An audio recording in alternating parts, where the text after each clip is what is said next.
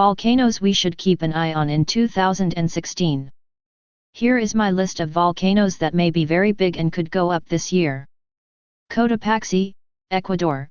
There was a lot of rumbling and even a brief eruption at Ecuador's Cotopaxi in 2015, but nothing much beyond that.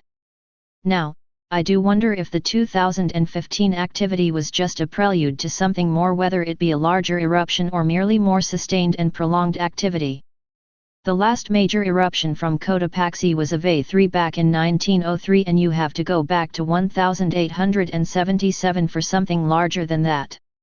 However, up until the 1940s, the last few hundred years at Cotopaxi was littered with eruptions.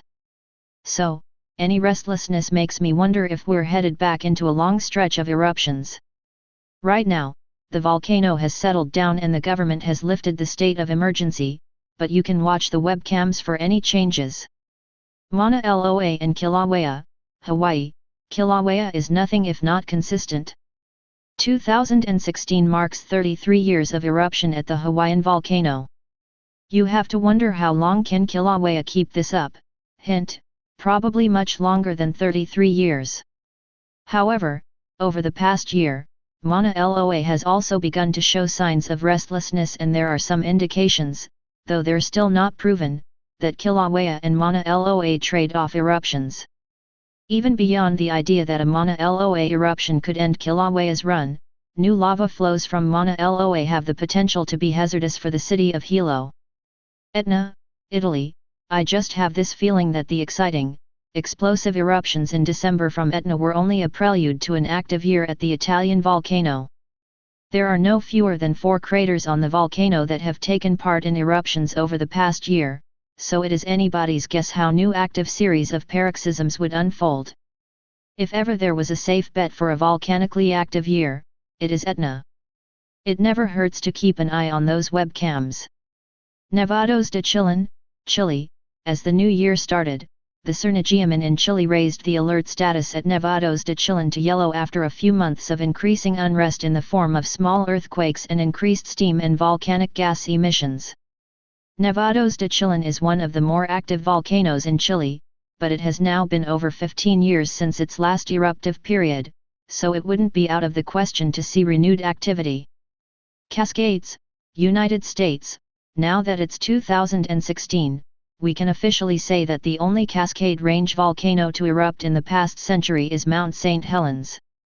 With 13 potentially active volcanoes from California to Canada, this seems like an awfully quiet period, and I've tackled some reasons why this might be. More likely than not, 2016 will pass without any activity from the Cascades, and even if an eruption were to happen, it would probably be from Mount St. Helens, but we should keep a watchful eye on the others to see if the range awakens from its slumber. So, in 2016, keep your eyes open for new rumblings. If you have any hunches of your own, leave them in the comments so we can look back when 2017 arrives to see if we had any luck in guessing where the action was this year. If you live near on them or near another, here are the signs that a volcano is about to erupt. There are lots of signs that are examined, depending on how closely monitored the particular volcano is. Probably the most common type of monitoring is by seismicity. Even one seismometer can tell if there is an increase of seismic activity on a usually seismically quiet volcano. If you have at least 3 seismometers, and they are strategically placed, you can triangulate on earthquakes to see if they are occurring in a place that indicates perhaps magma movement. By examining the seismic data over a period of time, you may be able to determine if the earthquakes are migrating towards the surface, suggesting that magma is also migrating towards the surface, since the earthquakes are probably being generated as magma breaks rocks that are in its way. Another type of data that is used is the study of ground deformation. When magma moves up into the shallow plumbing of a volcano, it takes up space and pushes the surrounding rock outward. This also causes the surface of the volcano to deform. Some points move upward and any 2 points will move farther apart. By using very accurate leveling and distance measuring techniques, these surface changes can be measured. Usually the changes are a few over a distance of a few hundred meters, but sometimes they are dramatic. For example, prior to many eruptions at Kilauea, the summit bulges 1 to 2 meters upward.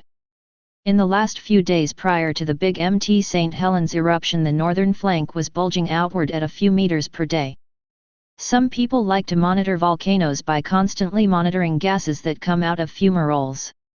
Most active volcanoes have fumaroles where volcanic gases escape to the surface.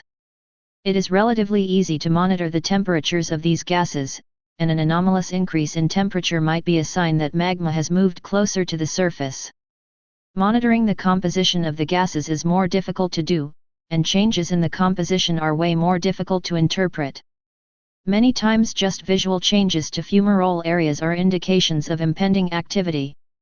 If the area of active degassing gets larger, if the plants nearby die suddenly, if the color of any lakes or ponds nearby changes, many volcanoes have summit lakes through which heat and gases rise to the surface and escape. Many of these lakes have strange colors due to all the dissolved minerals in them, and many of the colored ones change color, pH, temperature, etc. These too are signs of change below but are often difficult to interpret. A number of people are studying ways in which to use satellite data to monitor volcanoes. It is possible to obtain thermal images of volcanic areas, and by comparing images on a monthly or bi-weekly basis, increases or decreases in temperatures can be detected. Additionally, some new technologies have allowed for the determination of very accurate topography from satellite data. This technology may someday allow for the remote monitoring of surface deformation associated with subsurface magma movement. This process is still being developed. It usually takes too long to get satellite data processed for this technique to be useful in a rapidly escalating crisis, so it would be used over the long term, in the years to months prior to an eruption rather than the hours prior. Stay paranoid, my friends.